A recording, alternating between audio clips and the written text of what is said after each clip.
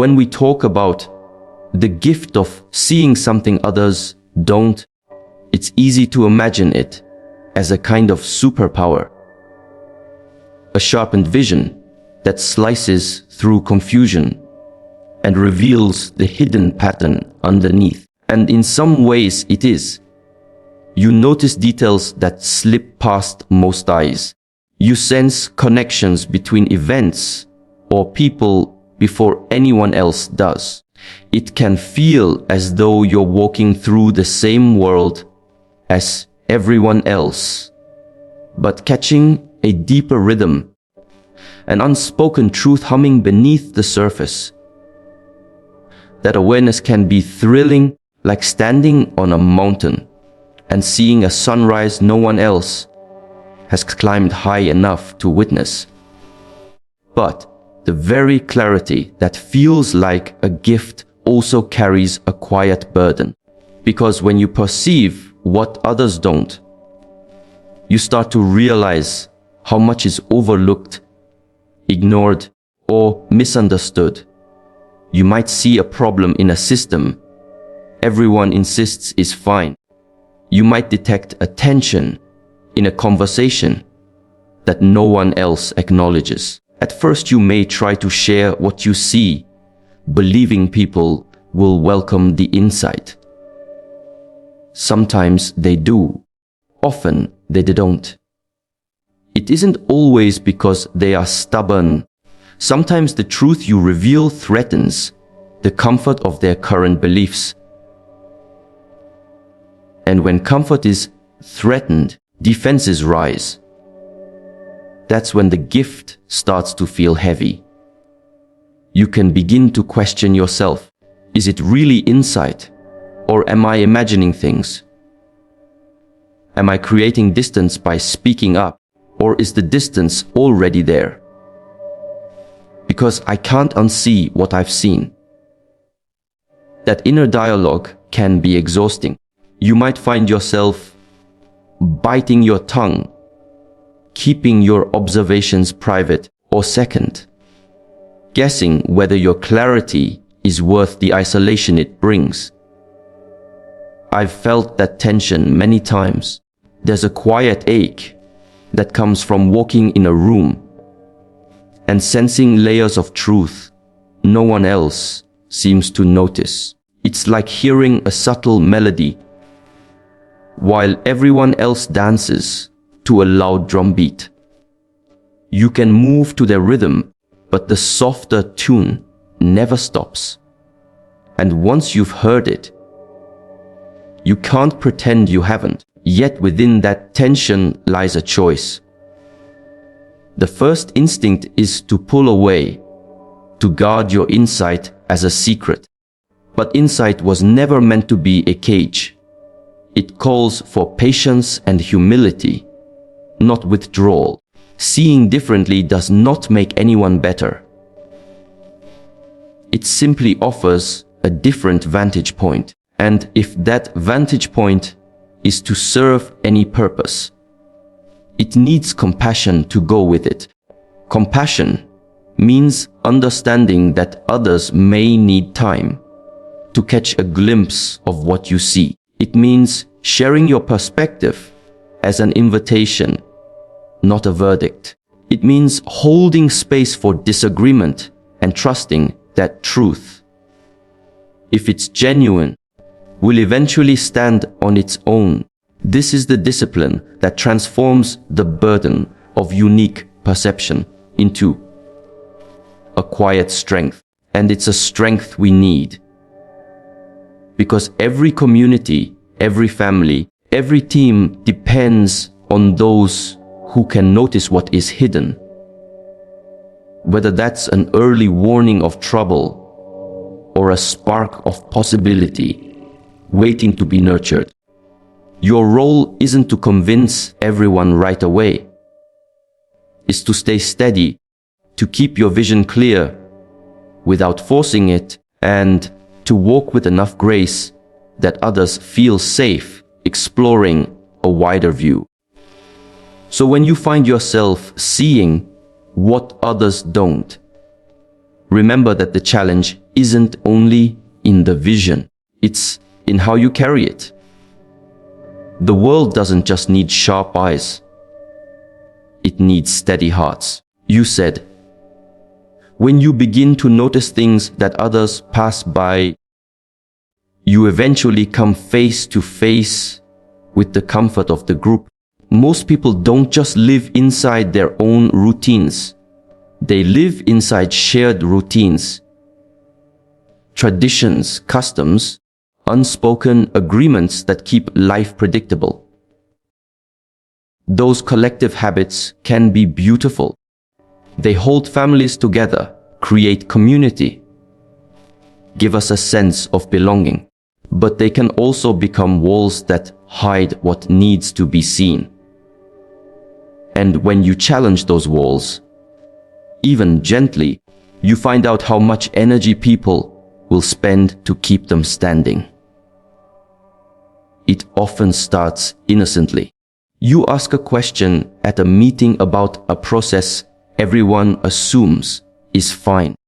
You point out a small inconsistency in a story the family has repeated for years. Maybe you offer a new idea that disrupts a familiar way of doing things. At first there's silence, then the sideways glances, and eventually the subtle signals. We don't talk about that. Those moments can feel jarring because you realize it's not just the idea you're testing. It's the shared comfort you're touching. People instinctively protect that comfort because it feels like safety. This is where courage becomes essential. It's tempting to step back, to tell yourself it isn't worth the tension.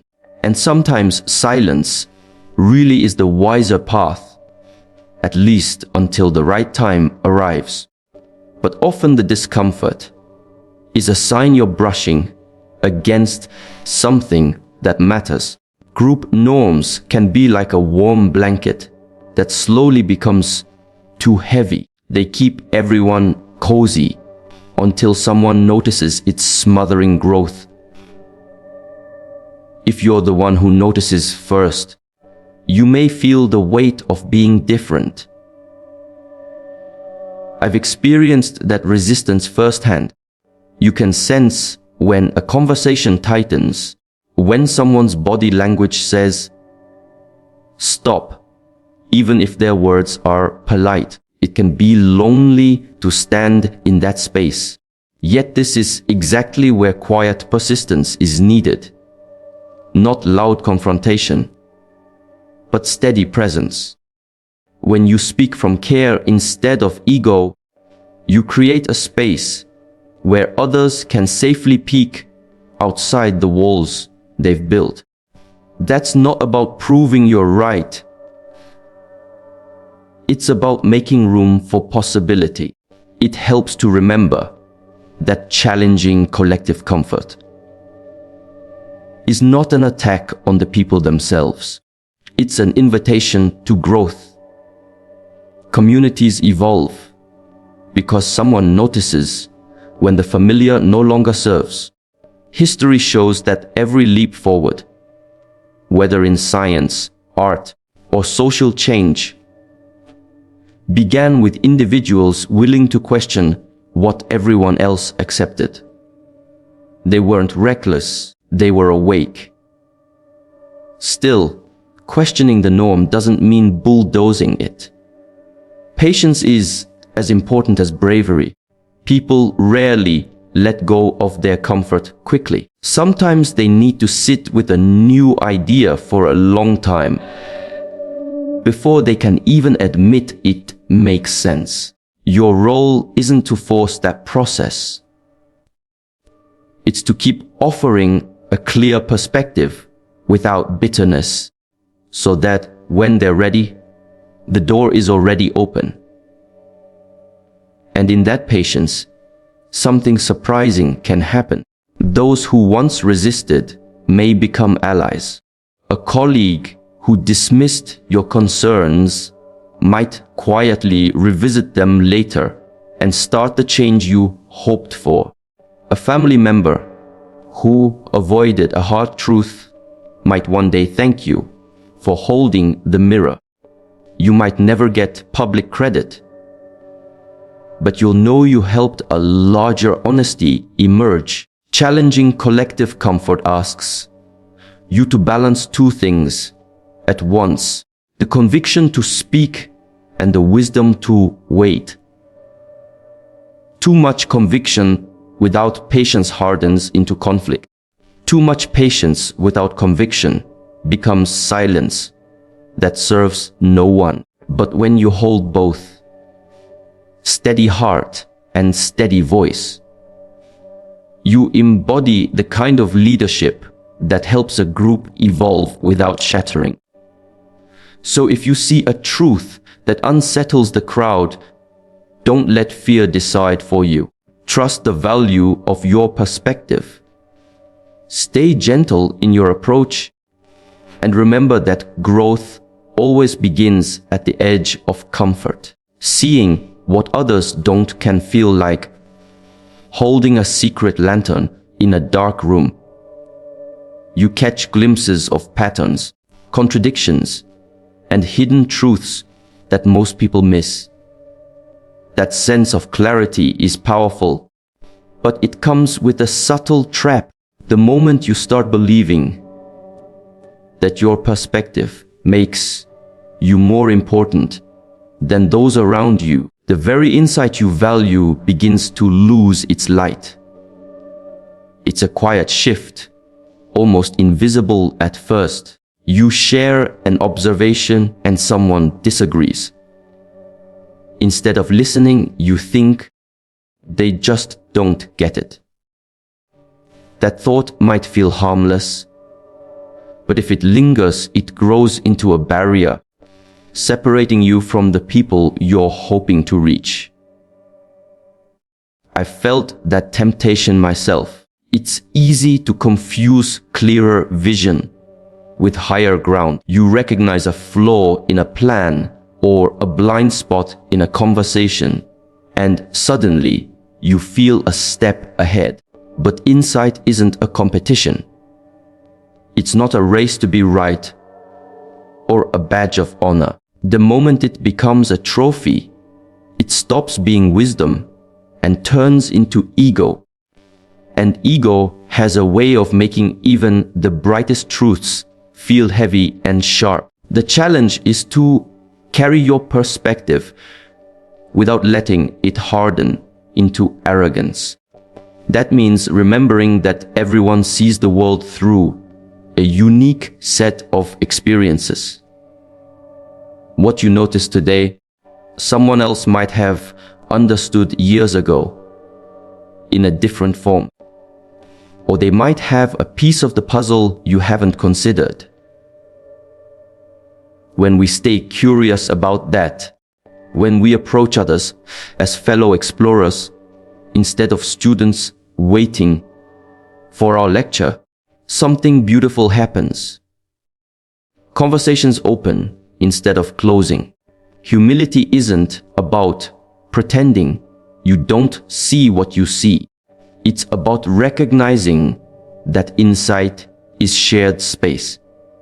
You might shine a light on one corner, but someone else can illuminate another. If you stay humble, your vision becomes a starting point for dialogue instead of a weapon in debate. You can offer what you know without insisting on being right, and that leaves room for growth on both sides. I think of times when I've learned the most. Almost every one of those moments came from listening, truly listening. Even when I was sure I understood a situation better than the person speaking, I discovered that their perspective held a piece of truth I needed. Sometimes it reshaped my original insight. Other times it simply added depth. Either way, I walked away wiser than when I entered. Another reason to stay grounded is that arrogance invites resistance. When someone feels you're speaking from a place of superiority, their natural response is to protect themselves. They might dismiss your idea, not because it's wrong, but because they sense judgment behind it. In that moment, the insight you wanted to share is lost.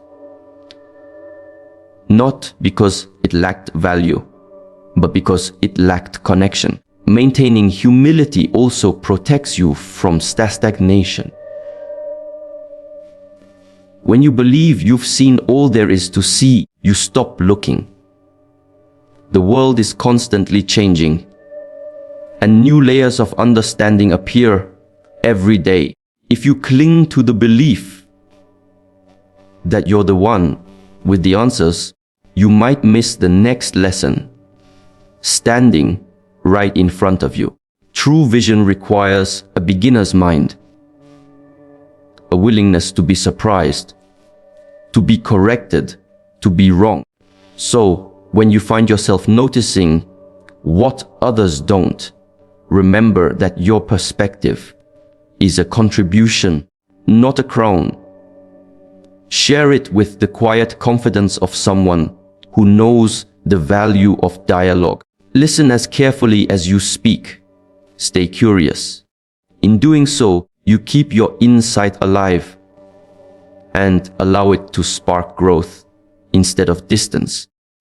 Because the purpose of seeing more clearly is not to stand above others, but to walk alongside them with an open heart. When you start to notice truths that others can't or won't see, one of the first lessons you learn is how isolating that awareness can feel. You might try to share your perspective, but instead of understanding, you meet confusion, skepticism, or even ridicule. Over time, that can create a quiet pressure, a sense that you have to choose between what you know to be real and the comfort of belonging. To stand in your own truth when the crowd disagrees takes a particular kind of courage, a strength that isn't loud or dramatic, but steady and unshakable. This kind of courage begins within. Before you can stand alone in front of others, you have to stand firmly inside yourself. That means building a relationship with your own values so deep that it doesn't crumble when people doubt or dismiss you. It's easy to think of courage as something that bursts forth in a single heroic moment, but more often it's a slow practice, a daily commitment to self-trust. You learn to listen to your inner voice even when it whispers and the outside world shouts. That practice starts with small choices. Maybe it's choosing to stay quiet and centered when someone mocks an idea you know is worth exploring. Maybe it's refusing to join in a conversation that tears someone down, even when silence makes you stand out. Each of those moments builds a kind of muscle. You discover that your sense of integrity is stronger than the fear of judgment. And each time you hold your ground, you reinforce the message to yourself that you can be your own anchor. Of course, courage doesn't mean stubbornness. Standing alone isn't about shutting everyone else out or assuming you're always right. It's about staying open while refusing to betray your own clarity. You can listen, you can question, you can adjust your understanding as you learn more. But you don't abandon the core truth that experience has shown you, even when others don't share it yet. That balance, humility without surrender, is what keeps courage alive rather than brittle. There will be days when the loneliness of that path feels heavy. You might wonder if it would be easier to simply blend in, to let the noise of consensus drown out the quiet, knowing inside you. Those are the moments when inner strength matters most. Practices that ground you. Meditation, reflection, time in nature, even deliberate breathing help you remember that solitude isn't the same as emptiness. In solitude, you reconnect to the deeper rhythm beneath the surface of daily life, and that rhythm steadies you when the crowd wavers. It also helps to seek a few trusted allies, even if they don't fully share your perspective. Sometimes courage grows in quiet conversations with someone who simply respects your integrity. They may not see what you see, but they recognize your commitment to truth, and that recognition can be enough to keep you moving forward. You don't need a large audience. You just need a small circle that allows you to be fully honest. Standing alone also invites a deeper kind of empathy, because you know how it feels to be misunderstood. If you become more compassionate toward others who struggle to be heard, that empathy becomes another form of strength. It softens your presence so that when people are finally ready to see what you've seen, they find not a wall of pride but an open door. This is the quiet power of courage. It isn't about forcing your vision on anyone else. It's about embodying it so fully that others can sense its truth when their own hearts are ready. You keep walking your path, steady and patient, until the moment arrives when someone catches a glimpse of what you've known all along. The world needs that steadiness. People willing to remain grounded in their insight without bitterness or fear.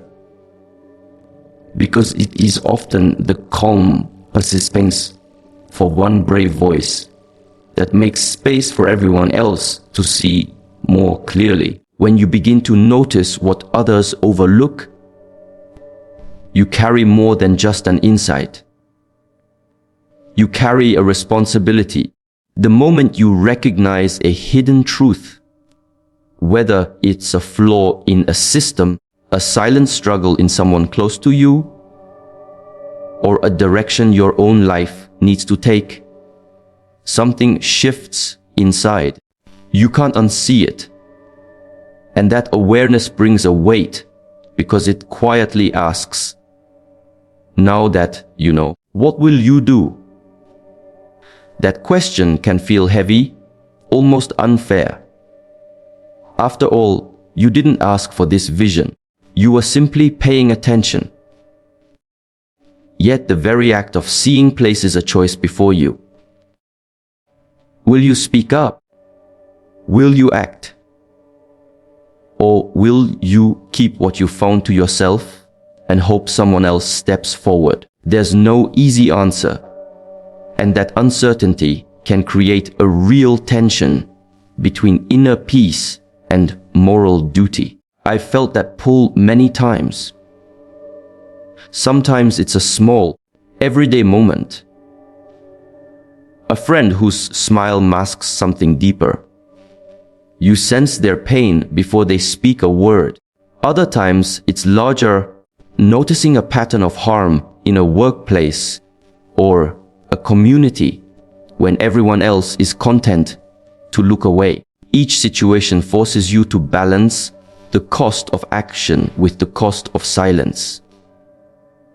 If you speak, you might face conflict or rejection. If you stay quiet, you carry the knowledge that you allowed something to continue unchallenged. This is where courage and discernment meet. Acting on what you see doesn't always mean rushing to expose or fix everything. Responsibility isn't about impulse. It's about intention. Sometimes the right action is immediate. Stepping in to protect someone, alerting others to a real danger. Other times it means waiting, gathering more understanding, or finding the right words so that your insight lands where it can truly help.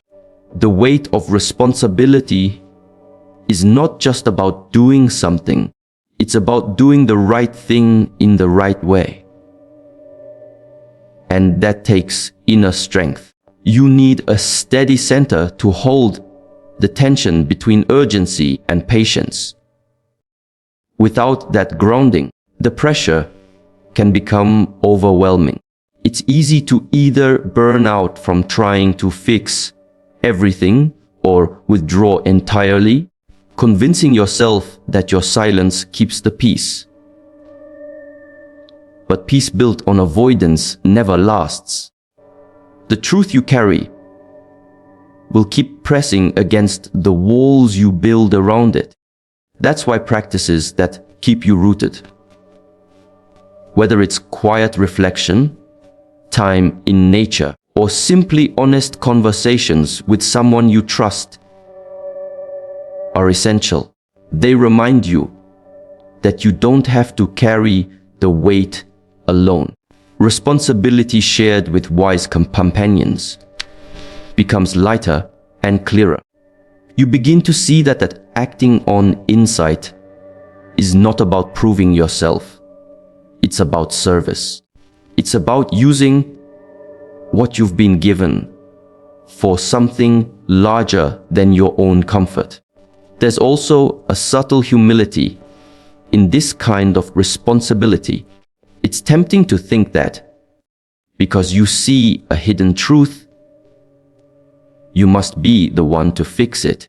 But sometimes your role is to illuminate, not to repair. Maybe your part is to start the conversation that inspires others to act, or to model a different way of living that quietly shifts the culture around you.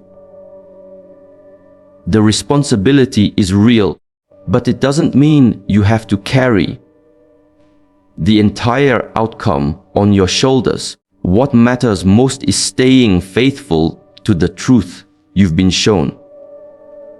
Whether your action is a whisper or a roar, it comes from the same place, a commitment to integrity. You act not because it's easy, but because ignoring it would betray the clarity you've been given. And in that act, large or small, you honor both the insight and the people it can help. So, when the weight of seeing feels heavy, remember that the burden is also a calling. It's an invitation to bring light where there is shadow, to step forward even when silence would be safer.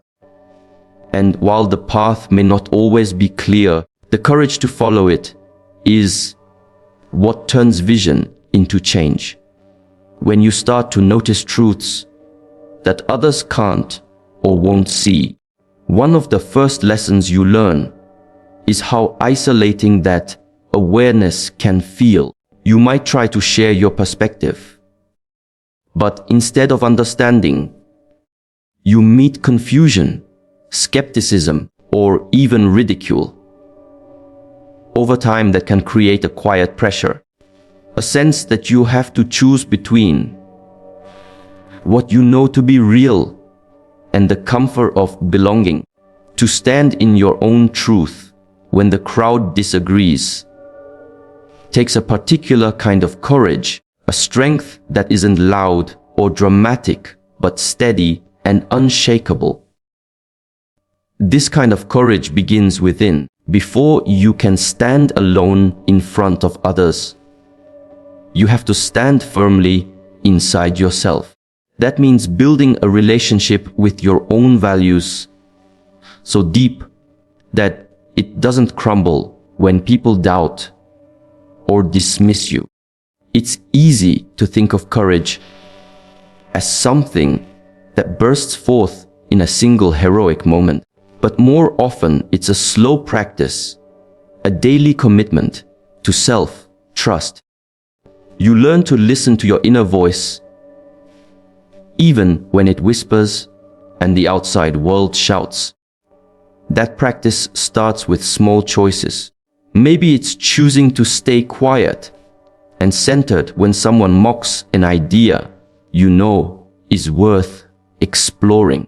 Maybe it's refusing to join in a conversation that tears someone down, even when silence makes you stand out.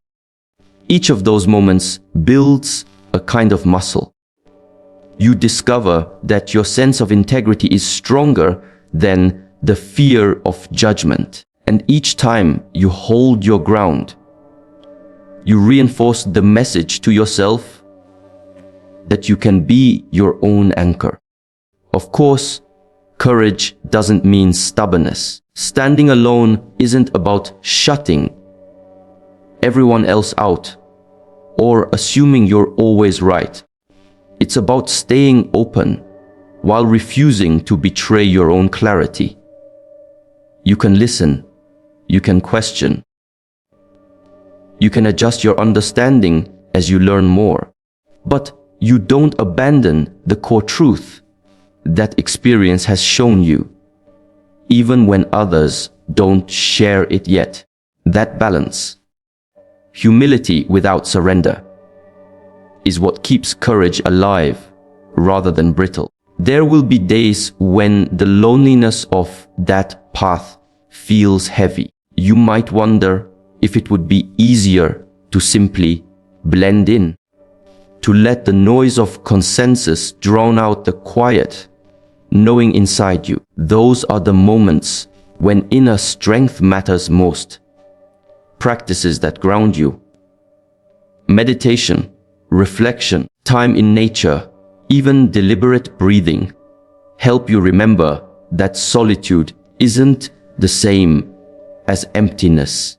In solitude, you reconnect to the deeper rhythm beneath the surface of daily life, and that rhythm steadies you when the crowd wavers. It also helps to seek a few trusted allies, even if they don't fully share your perspective. Sometimes courage grows in quiet conversations with someone who simply respects your integrity. They may not see what you see, but they recognize your commitment to truth, and that recognition can be enough to keep you moving forward. You don't need a large audience, you just need a small circle that allows you to be fully honest. Standing alone also invites a deeper kind of empathy, because you know how it feels to be misunderstood.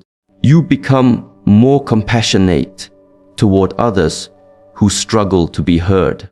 That empathy becomes another form of strength.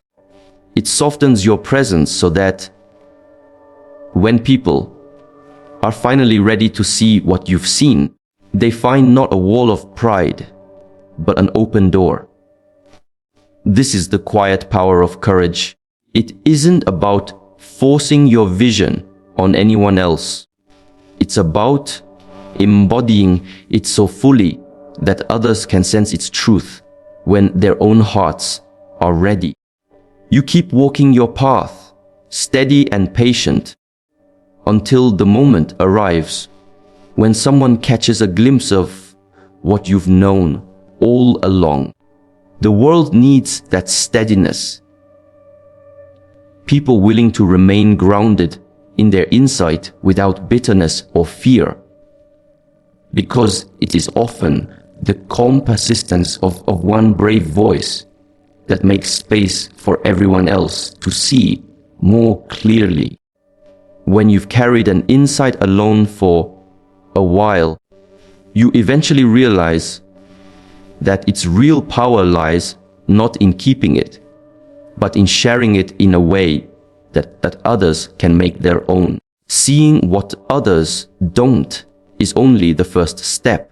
The deeper challenge is translating that vision into something that invites collective growth.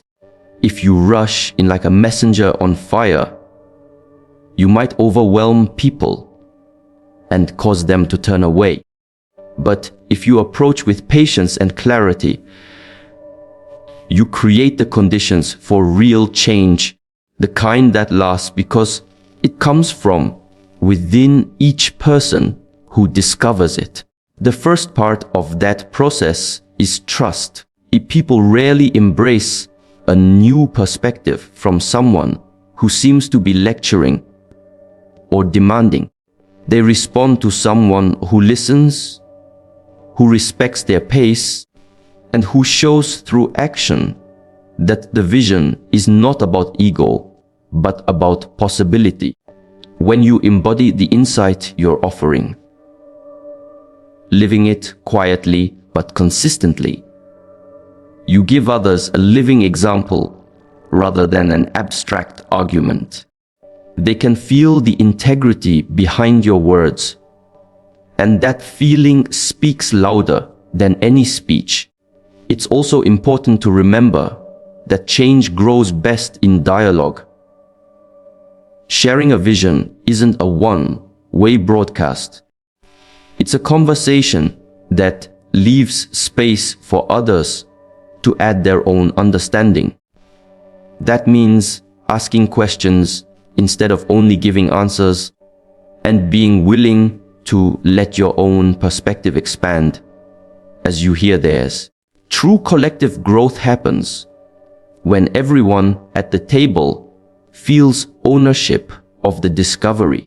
I've learned that small, consistent actions often carry more influence than dramatic declarations. A single quiet gesture, offering help before being asked, choosing fairness when no one is watching, demonstrating patience when others rush, can ripple outward more powerfully than 100 passionate speeches. Those small acts plant seeds of curiosity. People begin to wonder what fuels that steadiness, and in that wondering they start to open to the insight you hold. There will be moments when you're tempted to push harder, to insist that others see what seems so clear to you. But lasting change isn't forced. It takes time for a new idea to settle into someone's heart, especially if it challenges long-held habits or beliefs. Your role is to keep the door open, to keep the invitation alive, so that when the right moment comes, people can walk through it on their own. This doesn't mean staying passive. It means being intentional about how you express what you see.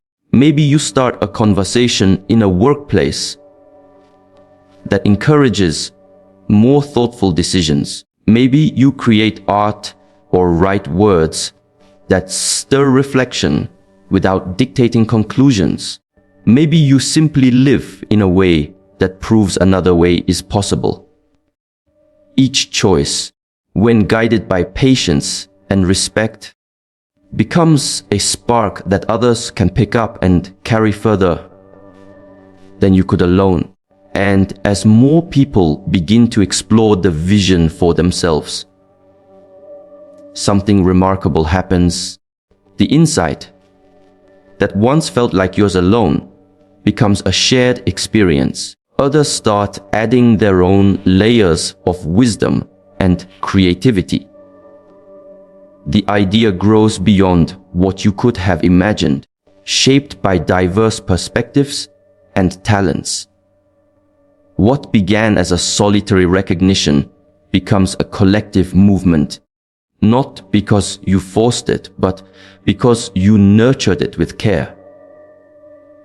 This is the real purpose of seeing differently, not to stand apart forever, but to help build a broader understanding that everyone can own. Your clarity is a starting point, not a finish line.